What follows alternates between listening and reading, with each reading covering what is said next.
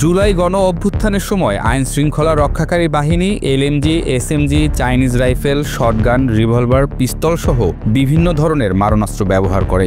সারা দেশে গুলি ছোড়ার সংখ্যা ছিল ৩,০৫,৩১১টি, যার মধ্যে ঢাকায় ৯৫,৩১৩টি গুলি ছোড়া হয়। গণ অভ্যুত্থানের সময় সংঘটিত মানবতাবিরোধী অপরাধের ঘটনায় ক্ষমতাচ্যুত প্রধানমন্ত্রী শেখ হাসিনা ও আরও ২ আসামির বিরুদ্ধে দায়ের করা মামলার তদন্ত কর্মকর্তা মোহাম্মদ আলমগীর আন্তর্জাতিক অপরাধ ট্রাইব্যুনাল ১-এ জবানবন্দি দিয়েছেন। তিনি মামলার ৫৪তম এবং শেষ সাক্ষী। রবিবার থেকে শুরু হওয়া জবানবন্দি মঙ্গলবারও চলবে।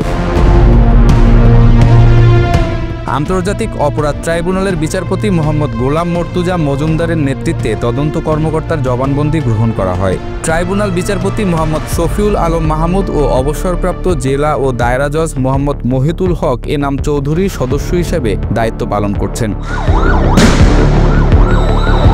তদন্তে পাওয়া ২১৩ পৃষ্ঠার প্রতিবেদনে আইন শৃঙ্খলা রক্ষাকারী বাহিনীর সদস্যদের ব্যবহৃত মারণাস্ত্র ও গুলির বিস্তারিত তথ্য উল্লেখ আছে। র্যাবের সদর দপ্তর থেকে হেলিকপ্টার ব্যবহারের প্রতিবেদনও পাওয়া গেছে।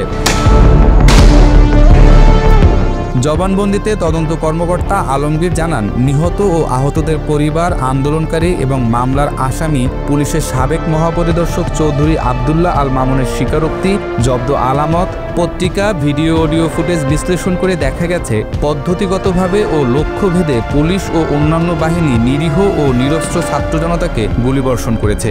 এতে ১.৫ সহস্রাধিক মানুষ নিহত হয়েছেন। প্রাণঘাতী অস্ত্রের ব্যবহারে হাজারো ছাত্র জনতা মারাত্মকভাবে জখম হয়েছেন এবং অঙ্গ প্রত্যঙ্গ হারিয়েছেন।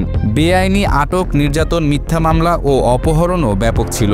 মৃত ও আহতদের চিকিৎসা, জানাজা ও দাফনেও বাধা দেয়া হয়েছে।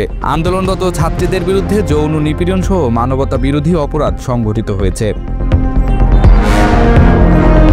ট্রাইব্যুনালে ২টি ভিডিও প্রমাণ হিসেবে উপস্থাপন করা হয়, যার একটি ভিডিওতে যাত্রাবাড়ী থানার সামনে নিরীহ ও অসংখ্য ছাত্র জনতাকে নির্বিচারে পুলিশের গুলি চালানোর দৃশ্য দেখানো হয়েছে।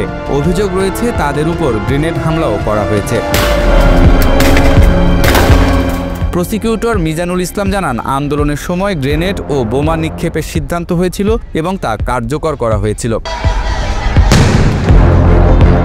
অন্যদিকে কুষ্টিয়ায় ৬ জন হত্যার মানবতা বিরোধী অপরাধের মামলায় জাফর সভাপতি হাসানুল হক ইনুর বিরুদ্ধে অভিযোগ গঠন বিষয়ে ১৪ অক্টোবর শুনানি অনুষ্ঠিত হবে। ট্রাইব্যুনাল ২-এ এ মামলা বিচারাধীন।